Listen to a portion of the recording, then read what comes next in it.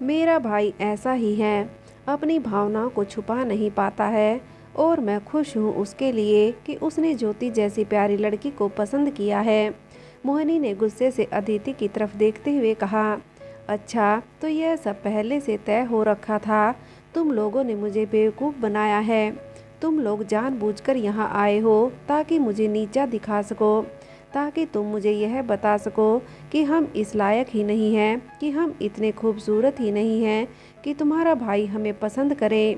अदिति ने प्यार से मोहिनी से कहा, नहीं मोहिनी, आप बहुत खूबसूरत हैं। आप जैसी लड़की तो शायद ही कोई होगी। खूबसूरती में सबसे आगे हैं आप, पढ़ाई में भी, और हर चीज़ में आप सबसे आगे हैं। आपकी तुलना तो किसी से नहीं की जा सकती है, बल्कि हम कहेंगे कि हमारा भाई आपके लायक नहीं है। आपके लिए तो कोई बहुत अच्छा लड़का होगा जो आपकी ज़िंदगी को और आपको बहुत प्यार देगा। बस अभी आप सही वक्त का इंतज़ार कीजिए। अदिति की बातें सुनकर मोहिनी शांत हो गई थी। अदिति ने मोहिनी का हाथ पकड़ा और उसे भगाते हुए दूसरी तरफ ले जाने लगी। उसने मोहिनी से कहा, यह देखो सतरंगी चूड़ियाँ कितनी खूबसूरत है ना। चलो हम तीनों मिलकर एक एक चुन्नी खरीदते हैं और साथ में मिलकर पहनेंगे, कितना मज़ा आएगा। मोहिनी ने अदिति से कुछ नहीं कहा। तब तक ज्योति भी वहाँ पहुँच चुकी थी। अदिति ने ज्योति को यह चुन्नी दिखाते हुए कहा, आपको यह चुन्नी पसंद है? ज्योति ने सकुचाते हुए कहा, बहुत खूबसूरत हैं, लेकिन शायद बहुत महंगी होंगी। और ज्योति की बात सुनकर मोहिनी ने श्यान से ज्योति से कहा, आप ऐसा कहकर हमारे पिताजी की बेइज्जती कर रही हैं। शायद आपको पता नहीं है, इस मेले में ऐसी कोई भी चीज़ नहीं जो हमारे पिताजी नहीं खरीद सकते हैं। आपको जो चाहिए वह खरीद लीजिए। यह एक चुन्नी क्या, ऐसी लाखों चुन्नी भी खरीद लेंगे तो भी हमारे पिताजी का धन कम नहीं होगा। इसलिए आप बेफिक्र होकर जो कुछ भी खरीदना चाहती हैं खरीदिए। मोहिनी के मुंह से यह सुनकर ज्योति खुश हो गई थी। ज्योति ने वह सतरंगी चुनरी खरीद ली थी। आगे चूड़ियों की दुकान थी। मोहिनी, ज्योति और अदिति ने सतरंगी चूड़ियाँ खरीदी, कसीदाकारी की हुई जूतियाँ, बड़े बड़े झुमके, रंग बिरंगी बिंदी, लाली, लिपस्टिक, सब कुछ खरीदा।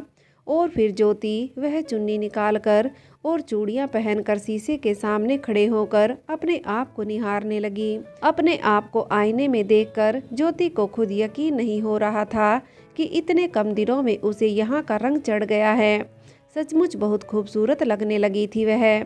और ज्योति अपने आप को देखकर बार बार अपने हाथ हिलाकर अपनी खूबसूरत चूड़ियों को देख रही थी, तो कभी अपनी खूबसूरत चुन्नी को ओढ़कर इतरा रही थी। ज्योति को देखकर सुमेर सिंह दूर खड़े हुए मुस्कुरा रहा था और मन ही मन सोच रहा था, कितनी खूबसूरत है यह, और भोली भाली भी। माताजी और पिताजी को इनके बारे में बताना होगा। वह लोग तो हमारी शादी मोहिनी के साथ तय करने वाले हैं।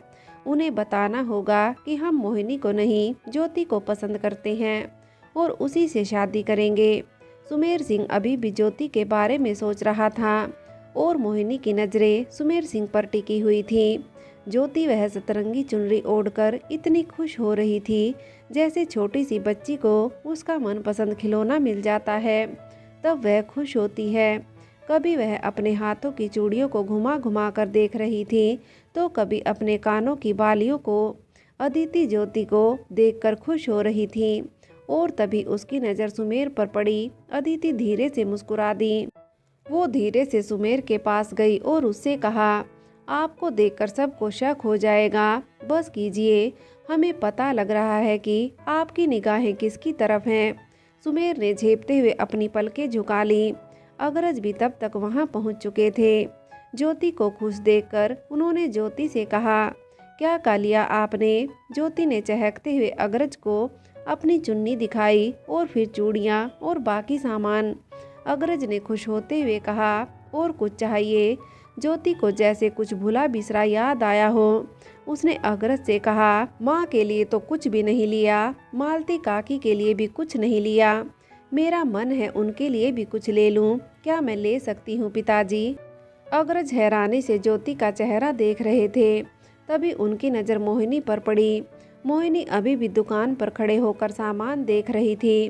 कभी वह लाख के कंगन पहनकर देख रही थी तो कभी कान की बालियां, और फिर मुंह सा बनाकर दूसरी तरफ देख रही थी। वह सिर्फ अपने में खोई हुई थी, उसे और किसी की कोई फिक्र नहीं थी। लेकिन ज्योति, जिसे आए हुए अभी ज़्यादा समय नहीं हुआ है, उसे अपने अलावा अपनी माँ का भी ख्याल है। यह बात सुनकर अग्रज को बहुत खुशी हुई। अग्रज ने मुस्कुराते हुए कहा, आपको जिसके लिए जो कुछ भी लेना है आप ले सकते हैं। और फिर ऐसा कहकर अग्रज ने अपनी जेब से नोटों की गड्डी निकालकर ज्योति को थमाते हुए कहा, यह सारे पैसे आप रख लीजिए, हम मोहिनी को भी अलग से दे रहे हैं। आपको जो भी चाहिए सब ले लेना, और अगर पैसे कम पड़े तो हमें बता देना, हम वहाँ बैठे हुए हैं। नोटों की गड्डी देखकर ज्योति हैरान रह गई। इतने सारे पैसे तो उसने जब उसके पापा शहर से कमा कर आते थे तब भी नहीं लाते थे, और आज इतने सारे पैसे सिर्फ ज्योति के लिए। यह देखकर ज्योति हैरान रह गई। उसने घबराते हुए अग्रज से कहा, नहीं नहीं पिताजी, इतने सारे पैसे की ज़रूरत नहीं है, यह तो बहुत ज़्यादा है। इतने पैसे में तो हमारे यहाँ किसी लड़की की शादी हो जाएगी। अग्रज ने मुस्कुराते हुए कहा, अब आप वहाँ की बातें भूल जाइए, आप वहाँ नहीं हैं बेटा, आप हमारे पास हैं, और हम चाहते हैं कि आपने अब तक जो नहीं किया वह अब करें। अब आप जाइए और अच्छे से खरीदारी कीजिए, जो कुछ भी आप लेना चाहती हैं सब कुछ। ज्योति को अभी भी यकीन नहीं हो रहा था कि इतने सारे पैसे सिर्फ उसे अपने लिए, अपनी खरीदारी के लिए दिए गए हैं। उसने डरते डरते वह सारे पैसे अपने बैग में रख लिए और अदिति का हाथ थामकर वह आगे दुकानों पर जाने लगी। उसने घर में सभी के लिए कुछ न कुछ खरीदा। उसे इस वक्त अपने भाई और पिताजी की बहुत याद आ रही थी। वह उनके लिए भी कुछ खरीदना चाह रही थी, लेकिन खरीद नहीं सकी, क्योंकि उसे ऐसा लग रहा था कि यह उन लोगों के साथ बेईमानी होगी जिनके साथ वह फिलहाल रह रही है। ऐसा नहीं था कि ज्योति इस धोखे के बारे में सोचती नहीं थी, लेकिन वह क्या करती, वह बहुत मजबूर हो गई थी, या यह कहे कि कम उम्र का असर भी था। जिंदगी में कभी कुछ देखा नहीं, और इस उम्र के पड़ाव पर जब इतना कुछ देखने को मिल रहा है तो हर किसी का भटक जाना स्वाभाविक है। फिर ज्योति तो अभी जवानी की दहलीज पर थी। इस उम्र में तो लड़कियों को वैसे भी सजने संवरने का बहुत शौक होता है। खैर, ज्योति ने उन पैसों का सदुपयोग करते हुए सभी के लिए कुछ न कुछ खरीदा, और काफ़ी पैसे बच गए थे। उसने खरीदारी करने के बाद बचे हुए पैसे अग्रज को वापस कर दिए और मुस्कुराते हुए अग्रज के साथ आगे जाने लगी। मोहिनी को अब यह बर्दाश्त से बाहर हो रहा था। उसने अदिति से कहा, मोहिनी को अब यह सब बर्दाश्त से बाहर हो रहा था।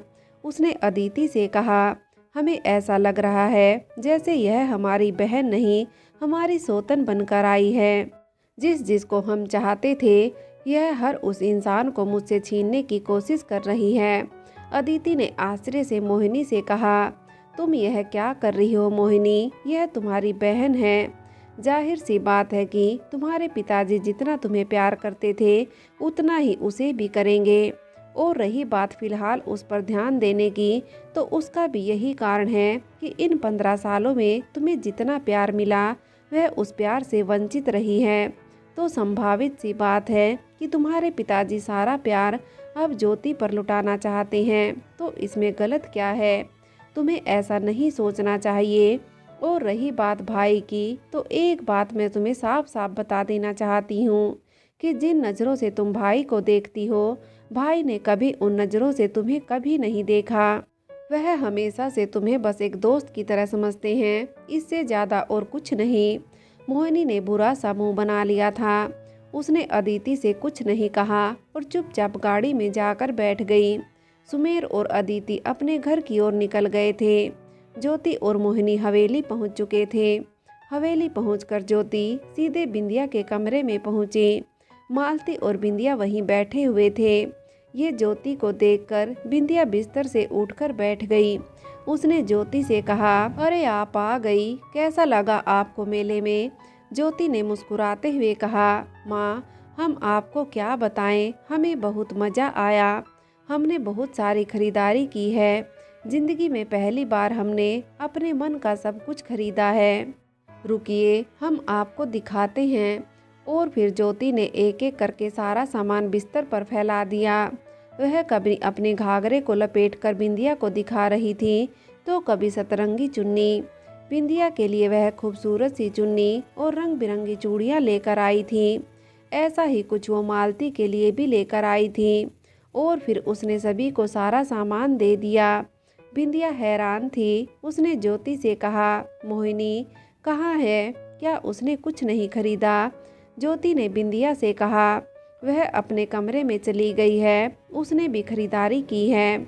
ज्योति की बात सुनकर बिंदिया ने सामान की तरफ देखा और फिर ज्योति से कहा, आपका बहुत बहुत धन्यवाद बेटा, आप हमारे लिए भी इतना कुछ खरीद कर लाई हैं। अब आप ये सारा सामान अपने कमरे में रख लीजिए, हम अभी थोड़ी देर में आपके कमरे में आ रहे हैं। ज्योति अपना सामान लेकर अपने कमरे में पहुंची और अपनी अलमारी में रखने लगी।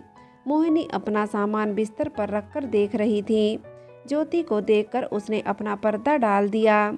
ज्योति मुस्कुराने लगी। तब तक बिंदिया भी वहां पहुंच गई थी। बिंदिया मोहिनी के पास गई और उसके सर पर हाथ फेरते हुए कहा, क्या खरीदा तुमने? जरा दिखाओ तो। मोहिनी ने बिस्तर की तरफ इशारा करके कहा, बस यही सब खरीदा है, देख लीजिए। लेकिन अब हमें लग रहा है कि हमने यह सब क्यों ले लिया। हमारा मन था कि हम पिताजी के साथ विदेश जाएं और सारी खरीदारी वहीं से करें। वह क्या है ना, हमें ऐसा लगता है कि मेले से सिर्फ गांव की लड़कियां खरीदारी करती हैं, हम जैसी लड़कियां नहीं। और ऐसा कहते वक्त मोहिनी ज्योति की तरफ देख रही थी। मोहिनी की बात सुनकर बिंदिया ने मुस्कुराते हुए कहा, इसका क्या मतलब हुआ? वैसे आपकी माँ भी गांव की है। वैसे गलत आपने कुछ नहीं कहा, हम सब गांव की ही हैं और गांव से ही खरीदारी करते हैं, क्योंकि जो लोग वहां पर दुकान लगाकर बैठे हैं उनकी रोजी रोटी तो हम जैसे लोगों से ही चलती है।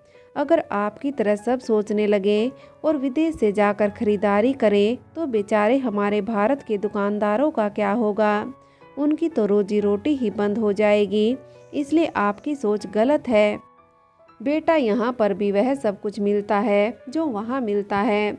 और वैसे भी विदेशी चीज़ों का इस्तेमाल हमें नहीं करना चाहिए, क्योंकि ऐसा करके हम उन्हें फ़ायदा पहुँचा रहे हैं और अपने देश का नुकसान कर रहे हैं। बिंदिया की बात सुनकर मोहिनी ने अपने माथे पर हाथ रखते हुए कहा, हे भगवान, माँ आप तो पता नहीं कहाँ की बात कहाँ ले जाती हैं। चलिए छोड़िए, रहने दीजिए। आप यह सारा सामान गरीबों में बंटवा दीजिए, क्योंकि हमें अब यह सब कुछ भी पसंद नहीं है।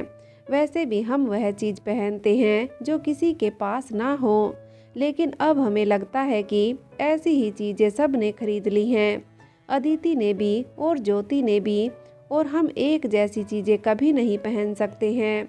आप यह सारा सामान किसी को दे देना। बिंदिया ने हैरान होते हुए मोहिनी से कहा, आपको पता भी है मोहिनी आप क्या कर रही हैं? यह रेशमी सतरंगी चुन्नी यह बहुत लोगों का ख्वाब होती है, लेकिन उन्हें नसीब नहीं होती। आपको इतनी आसानी से मिल गई है तो आप किसी और को देने की बात कर रही हैं। यह बहुत बुरी बात है मोहिनी। पैसों की और चीज़ों की कदर करना सीखिए। हमें ऐसा लगता है कि ना आपको पैसों की कदर है, ना चीज़ों की, और ना ही रिश्तों की। और जो लोग इन तीन चीज़ों की कदर नहीं करते हैं बाद में उन्हें पछताना ही पड़ता है।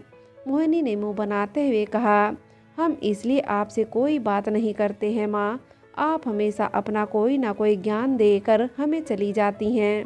अब चलिए छोड़िए, हम खुद ही किसी को यह सारा सामान दे देंगे, या हम अपने स्कूल जाएंगे। वहाँ बाहर कई ऐसे लोग बैठे होते हैं जो यह सारा सामान नहीं खरीद सकते हैं, हम उन सबको ये सारा सामान दे देंगे। बिंदिया को मोहिनी की सोच पर बहुत दुख हो रहा था। उसने आगे मोहिनी से एक शब्द भी नहीं कहा और ज्योति के पास गई और ज्योति से कहा, आपको तो सारा सामान पसंद है ना बेटा?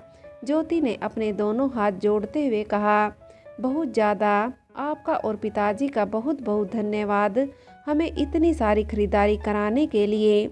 ज्योति की बात सुनकर मोहिनी ने बुरा सा मुँह बनाते हुए कहा, हाँ जिसने कभी यह सब ना देखा हो उसके लिए तो यह सब बहुत अच्छा ही है, पर हमें इन सब चीज़ों से कुछ नहीं होता है। हमने यह बहुत बार लिया है। ज्योति ने बिंदिया से कहा, और आपको वह सब पसंद आया जो हम आपके लिए लेकर आए थे? बिंदिया ने ज्योति के सिर पर हाथ फेरते हुए कहा, बहुत पसंद आया। सबसे ज़्यादा खुशी हमें इस बात की हुई कि आपने यह सब कभी देखा भी नहीं था, फिर भी आप अपने साथ साथ हमारे लिए भी इतना सब कुछ लेकर आई हैं। आपको हमारी याद रही, यही बहुत बड़ी बात है। हमें यह सब बहुत पसंद आया है बेटा। इतना कहकर बिंदिया उस कमरे से जाने लगी।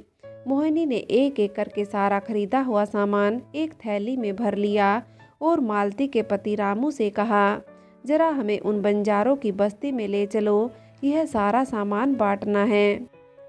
रामू ने गाड़ी स्टार्ट की और मोहिनी गाड़ी में बैठकर बंजारों की बस्ती की ओर निकल पड़ी। मोहिनी बंजारों की बस्ती पहुंच चुकी थी। उसने अपना सारा सामान निकालकर बस्ती में बांटना शुरू कर दिया। बस्ती वाले खुश हो रहे थे। इस सामान को देखकर उनके तो वारे न्यारे हो गए।